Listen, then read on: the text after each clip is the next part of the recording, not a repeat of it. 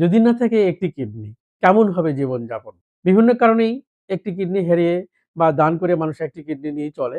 এই একটি কিডনিতে অনেক জটিলতা থাকতে পারে। কারণ ২ টি কিডনির কাজ একটি কিডনির উপরে চাপ পড়ে। এতে করে ব্লাড প্রেশার বেড়ে যায়।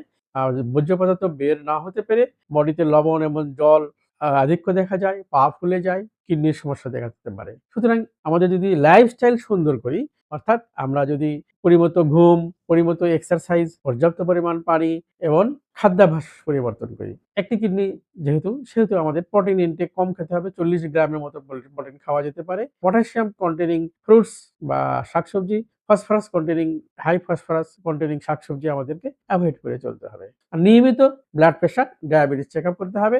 এর জন্য মেডিকেশন নিতে হবে পর্যাপ্ত পরিমাণের। তাছাড়া কিন্তু আমাদের দুর্ঘটনা এভয়েড করে চলতে হবে।